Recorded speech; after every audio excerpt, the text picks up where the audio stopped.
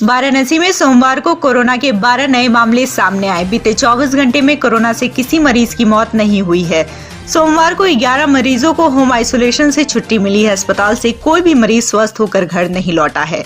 जिले में कोरोना से मरने वालों का आंकड़ा 377 पहुंच चुका है। वहीं अब तक 21,913 कोरोना पॉजिटिव मरीज वाराणसी में मिल चुके हैं, जिनमें से 21,465 लोग स्वस्थ हो चुके हैं, जबकि एक्टिव केसों की संख्या अब 77 है। वाराणसी के प्रतिष्ठित आभूषण व्यापारी के कर्मचारी और चालक से प्रतापगढ़ जनपद के हाथीगांव थाना क्षेत्र के जहानाबाद के पास हाईवे पर शनिवार रात बदमाशों ने बड़ी घटना को अंजाम दिया। सूत्रों की माने तो आभूषण व्यापारी का मुंशी और ड्राइवर लगभग 4 करोड़ रुपया लेकर दिल्ली जा रहे थे। लूट की घटना की खबर मिलते ही पुलिस को खबर हुई थी।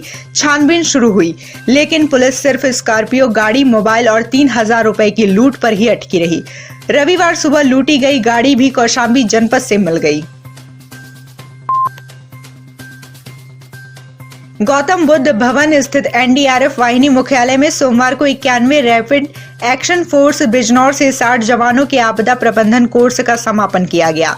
रैपिड एक्शन फोर्स के प्रशिक्षुओं को प्रशिक्षण के दौरान प्राकृतिक और मानवकृत आपदाओं में राहत एवं बचाव कार्य के दौरान प्राथमिक चिकित्सा उपचार, ध्वस्त ढांचों में खोज एवं बचाव कार्य करना, भूकंप, रेल दुर्घटना और बाढ़ जैसी भीषण आपदाओं में खोज एवं राहत बचाव कार्य करने का प्रशिक्षण दिया गया।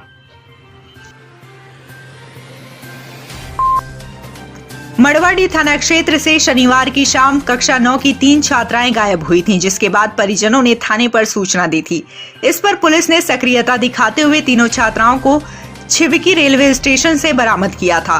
तीनों सहेलियों के बयान और उनसे पूछताछ के बाद मड़वाड़ी पुलिस ने दशाश्वमेध इलाके के एक लॉज संचालक और 3 युवकों को हिरासत में ले लिया है और उनसे असलियत का पता लगा रही है। लड़कियों ने बताया कि वो मुंबई जाने के लिए ट्रेन का इंतजार कर रही थीं। वाराणसी के कई इलाकों में गली मोहल्लों का हाल बेहाल है। कहीं सीवर का पानी तो कहीं नाले का गंदा जल सड़क पर बह रहा है।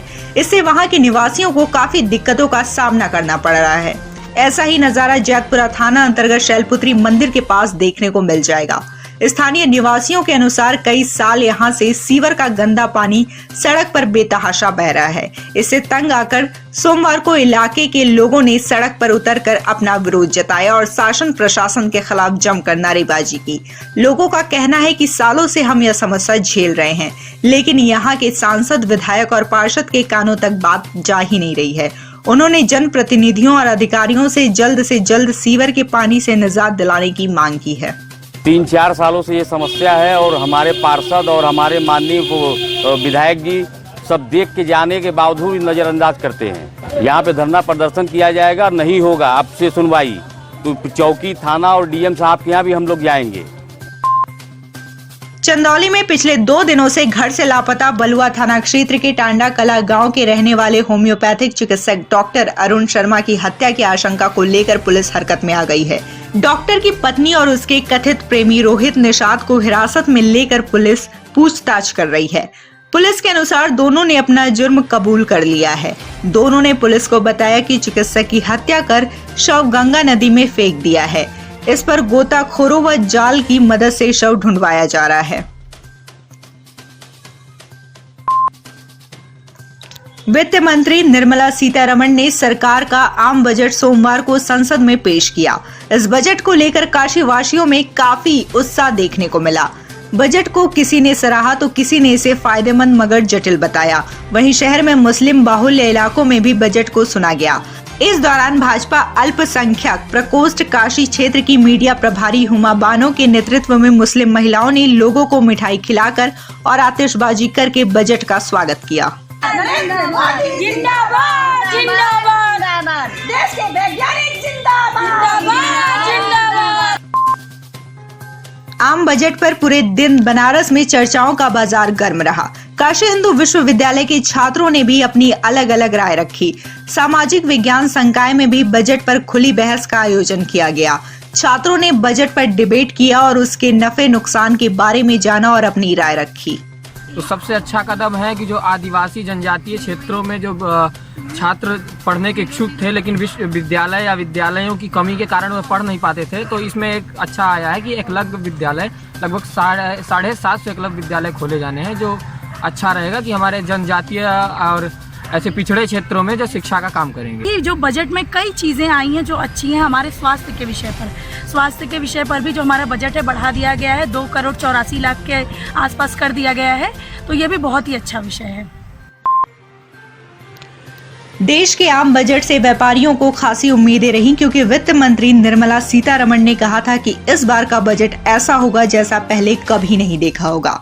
वाराणसी में भी व्यापारी बजट 2021 से बहुत सारी उम्मीदें लगाए हुए थे। शहर में कई जगह व्यापारियों और इनकम टैक्स से जुड़े वकीलों व अन्य प्रबुद्ध लोगों ने वित्त मंत्री का बजट उद्बोधन सुना। बजट को लेकर व्यापारियों और प्रबुद्ध वर्ग की प्रक्रिया मिली जुली रही। इस बजट में व्यापारियों के लिए कुछ भी नहीं है, न कुटीर उद्योगों के लिए है, न MSME में कोई इन्होंने लाभ दिया है। एक स्टार्टअप में 25% की जगह 15% किया है। बाकी ये बजट पूरी तरह से निराशाजनक है। इस बजट के वजह से मिडिल क्लास और लोअर क्लास की हालत और ख़राब हो जाएगी, उद्योग बंद हो जाएंगे और प्रधानमंत्री का नारा लोकल को वोकल बनाना भी खत्म हो जाएगा। बजट तो यही मान रहे थे कि कम से कम महिलाओं के लिए जो दिया गया है उस आधार पे बजट हम लोग के हिसाब से नहीं ठीक है। मैं ज्ञान प्रकाश शुक्ला, अध्यक्ष income tax bar association Varanasi. वित्त मंत्री महोदया ने इस बजट के माध्यम से आधारभूत संरचना के उन्नयन और सुधार में के लिए विभिन्न योजनाएं शुरू की हैं, जिनमें नई सड़कों का निर्माण, नए एयरपोर्ट, नए विद्यालय, डेडिकेटेड फ्रेट कॉरिडोर, इन सब चीज़ों से रोजगार बढ़ेगा। बाज़ार में जो लिक्विडिटी की प्रॉब्लम थी वो दूर होगी। रोजगार बढ़ने से जो कोविड पोर्शन में लोग तमाम बेरोजगार हो गए थे और एक देश की बहुत बड़ी समस्या थी, उसमें काफ़ी सुधार मिलेगा।